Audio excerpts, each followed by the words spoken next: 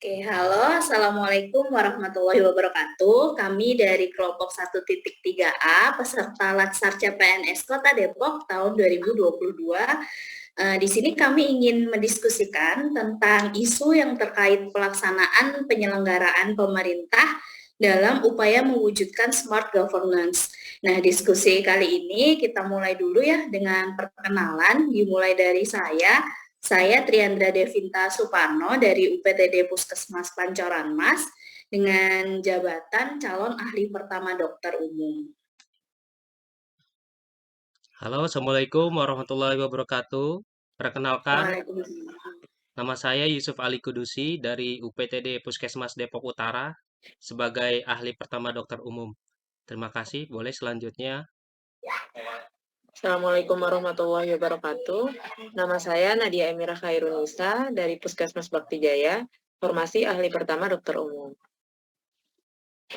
Baik, perkenalkan teman-teman, nama saya Nima Devi Kristiani dari UPTD Puskesmas Cinangka. Jabatan saya sebagai calon ahli pertama dokter umum. Perkenalkan, saya Putri Ari Syafira dari UPTD Puskesmas Mampang, jabatan sebagai calon ahli pertama dokter gigi. Oke, baik. Selanjutnya boleh Dokter Happy. Baik, terima kasih dok. Oke teman-teman, jadi kita ngobrol santai aja ya teman-teman. Hari ini kita akan berdiskusi dan bertukar pikiran mengenai isu-isu yang ada di lingkungan kita, di lingkungan pekerjaan ya, di mana isu-isu tersebut kita bahas tentang upaya-upaya kita dalam mewujudkan smart governance. Nah, mungkin teman-teman ada yang punya gambaran atau mendiskusikan apa sih smart governance itu? Mungkin Dr. Nadia punya gambaran, Dok? Kalau sekilas yang saya tahu, smart governance tuh selalu disangkut pautkan tuh dengan aplikasi ya. Jadi sebuah pemerintah itu punya aplikasi untuk kepengurusan bermacam-macam gitu segala-galanya. Iya, saya izin nambahin kali ya.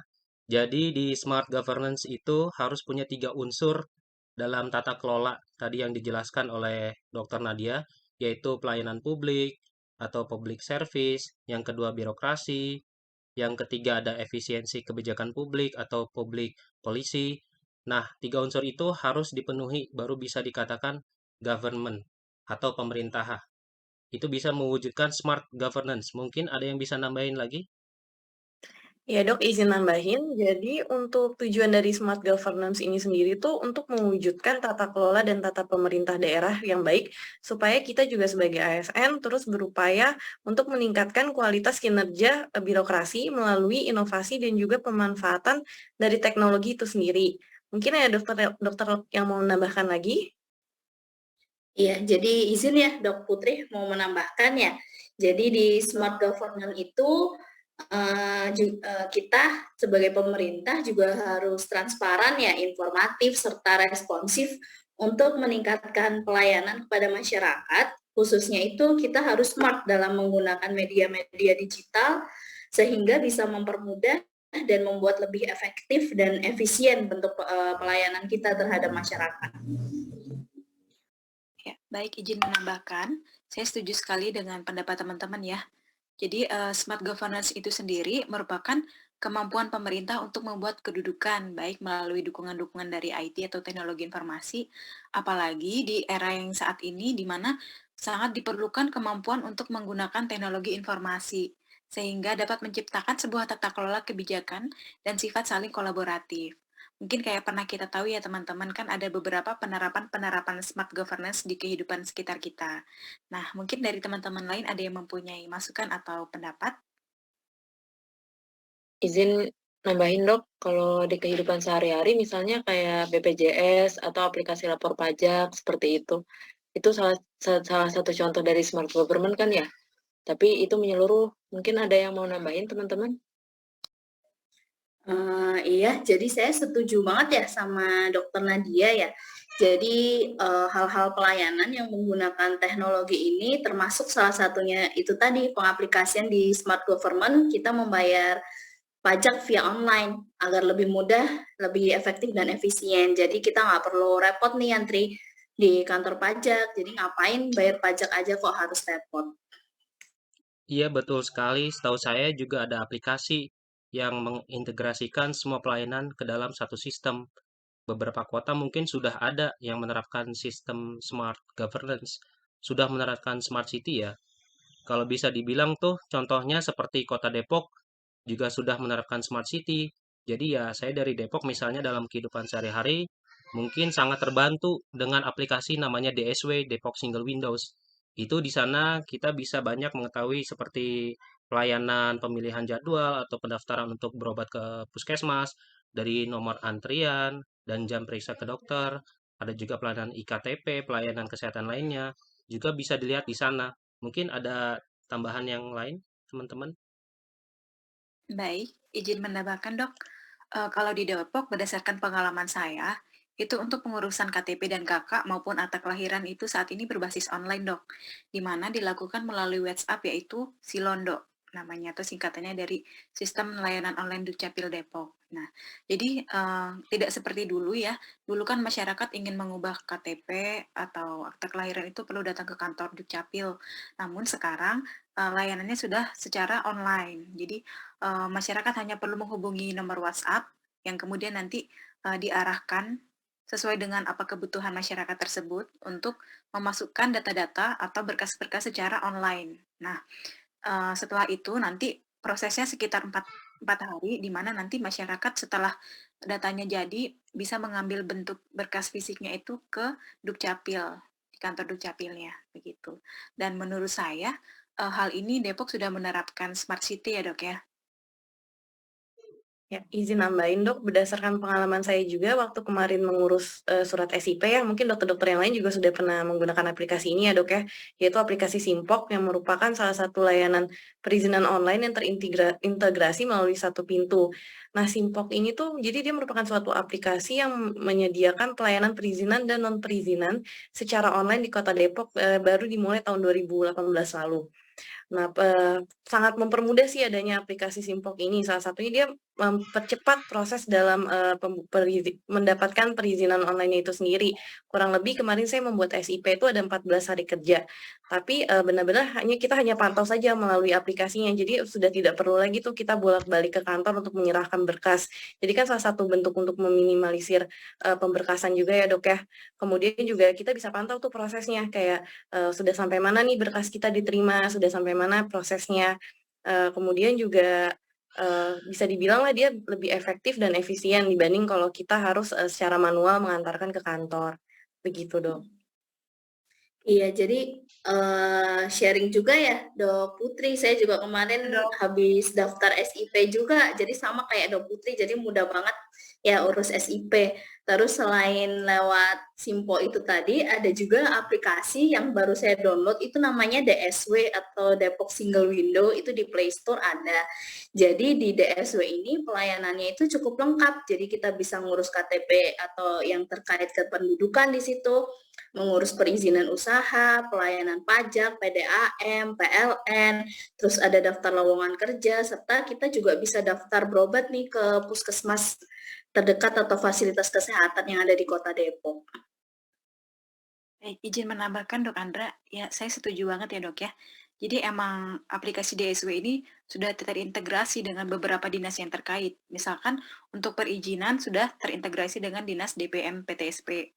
Terus untuk masalah kependudukan dengan dinas Dukcapil ya dan dinas Diskominfo. Nah, dengan adanya aplikasi ini merupakan salah satu cerminan bahwa smart governance itu memang sudah patut diterapkan dan diupayakan di masing-masing instansi. Iya, jadi benar banget ya dok.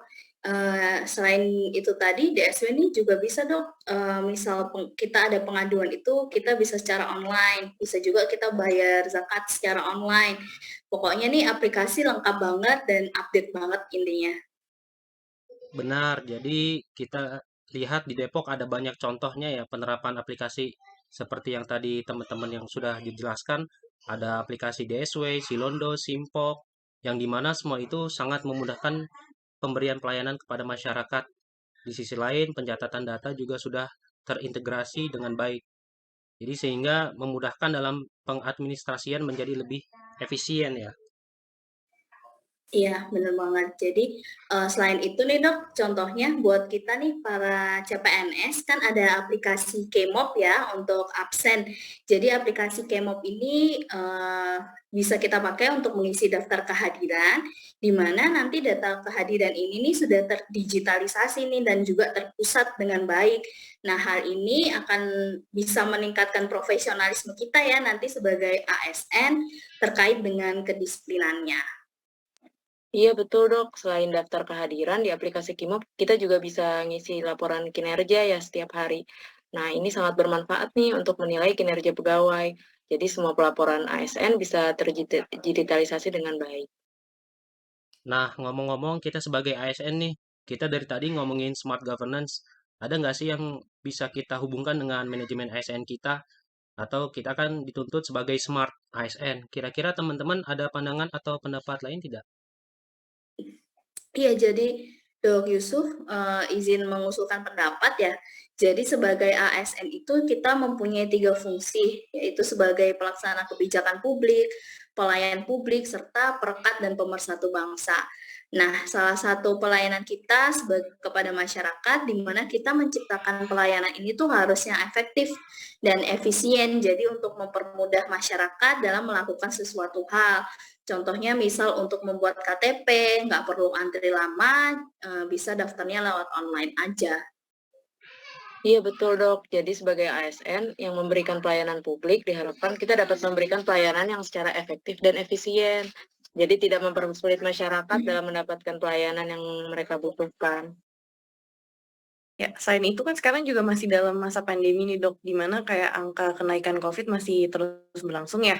Nah, salah satu pelayanan dengan sistem online itu juga salah satu bentuk dalam membantu pemerintah dalam menekan angka kenaikan kasus COVID itu sendiri.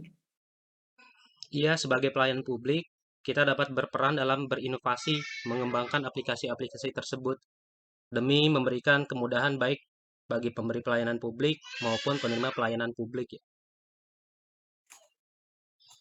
Iya, selain itu kan, teman-teman tahu nggak di BPJS Kesehatan itu kan juga ada ya sekarang, bisa memberikan kemudahan dalam konsultasi online ya. Jadi teman-teman di sini pernah dengar nggak sih tentang mobile Vaskes itu?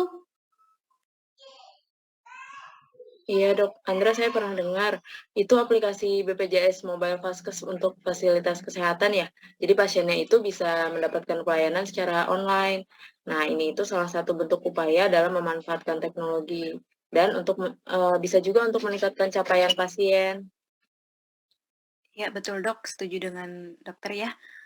Selain dari mobile JKN Vaskes itu dok, ada juga nih contoh pemberian pelayanan kesehatan di Depok yang untuk memudahkan masyarakat juga, yaitu namanya Sisrute. Nah, Sisrute ini merupakan sistem rujukan online terintegrasi dok. Jadi, misalkan kita merujuk pasien, nah Vaskes perujuk atau kita yang merujuk itu pertama harus mengisi data informasi pasien terlebih dahulu secara lengkap, contohnya anamnesis, pemeriksaan fisik, laboratorium, dan terapi yang sudah diberikan. Nah, dimasukkan ke dalam website Sisrute ya.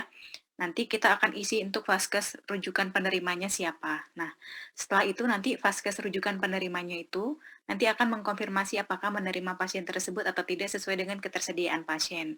Begitu. Nah, menurut saya hal ini sangat mempermudah ya dok ya dalam merujuk pasien. Nah, kebetulan di puskesmas saya juga sudah mulai berjalan dok sistem rujukan dengan Sisrutenya itu. Jadi mudah sih, jadi pasien tuh bisa langsung mendapatkan pelayanan, begitu vaskes tingkat lanjutannya tuh mendapatkan informasi atau data mengenai pasiennya. Dan setelah kayak tadi dokter Happy bilang ya, setelah di ACC atau dikonfirmasi gitu dok. Iya, jadi benar ya teman-teman yang sudah tadi kita diskusiin ya di dalam Smart ASN ini tidak hanya mengenai literasi digital aja, seperti penggunaan aplikasi yang tadi sudah dijelaskan, tapi ada juga unsur-unsur lainnya. Itu seperti integritas, profesionalisme, nasionalisme, wawasan global, IT, bahasa asing, hospitality dan networking, serta entrepreneurship. Nah, mungkin bila ada yang punya pandangan lain atau mungkin bisa menjabarkan nilai-nilainya, seperti hospitality, itu maksudnya gimana sih pelayanan yang baik dan maksimal itu. Terus dengan mewujudkan smart governance ini, kita juga sudah mengaplikasikan nilai ASN kita nih di sana. Dengan mewujudkan smart governance ini, kita juga sudah mengaplikasikan nilai smart ASN berkaitan dengan teknologi IT. Nah, gimana Dokter Happy? Iya, menambahkan lagi dok, saya mau menambahkan dari nilai integritasnya. Nah, nilai integritas ini bisa terlihat dok dari transparansinya, karena kan semua data sudah terdigitalisasi dengan baik ya, mulai dari tata cara sampai pembayarannya. Nah, jadi nilai integritas yang bisa dilihat dari situ tuh untuk mengembangkan pelayanan berbasis digitalnya ini secara profesional, jadi tidak ada yang ditutupi ya, semuanya secara terbuka dan transparan. Nah, kaitannya jika melalui sistem, maka akan terlihat pengajuan sampai penyelesaiannya dan berpengaruh juga terhadap kecepatan waktu dalam memberikan pelayanan kepada masyarakat. Nah, sehingga nanti masyarakat dapat mendapatkan pelayanan secara profesional melalui aplikasi pelayanan berbasis digital tersebut. Untuk wawasan global di era globalisasi dan tanggap teknologi ini menjadikan keadaan seperti tidak mengenal ruang dan waktu lagi.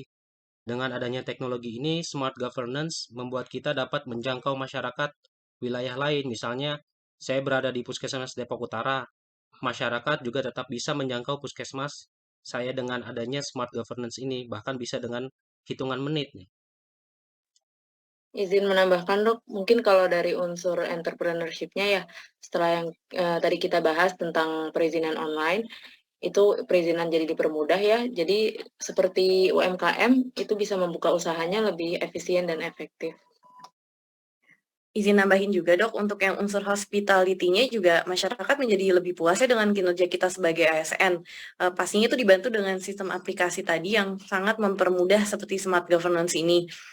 Hal ini tuh membuat masyarakat yang kita lakukan itu berada di luar ekspektasi dari masyarakat, sehingga mereka biasanya akan lebih puas dengan pelayanan yang diberikan karena merasa pelayanan itu menjadi lebih mudah, efektif, dan juga efisien.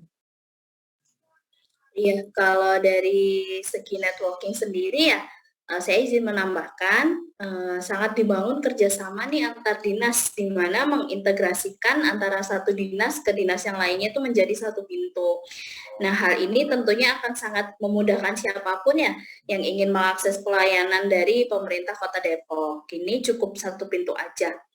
Selain itu, networking juga berkaitan dengan jaringan, di mana kita menggunakan jaringan ini secara digital sehingga memudahkan semua stakeholder ini atau para pengguna serta masyarakat untuk mengaksesnya. Iya betul dok, jadi ini memang tujuannya supaya jadi bisa lebih merata ya ke daerah-daerah terpencil. Iya, jadi sudah mencakup semua ya nilai smart ASN untuk mewujudkan smart governance ya. Ya, betul dok. Dan salah satu isu yang kita diskusikan hari ini yaitu tentang aplikasi sarana layanan publik berbasis digital ya dok, yang dimiliki Depok yaitu DSW atau Depok Single Window. Iya, jadi seperti yang kita diskusikan tadi, aplikasi DSW ini atau Depok Single Window ini merupakan suatu bentuk implementasi kita ya sebagai smart ASN untuk menuju ke smart governance. Ya memang aplikasi ini masih belum sempurna ya dan masih banyak butuh perbaikan, tetapi kita akan berusaha, kita upayakan agar program-program tersebut atau layanan yang diberikan ini bisa lebih maksimal lagi.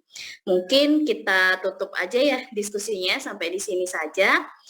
Mohon maaf bila terdapat salah-salah kata, semoga bisa bermanfaat buat kita semuanya. Wassalamualaikum warahmatullahi wabarakatuh. Waalaikumsalam warahmatullahi wabarakatuh.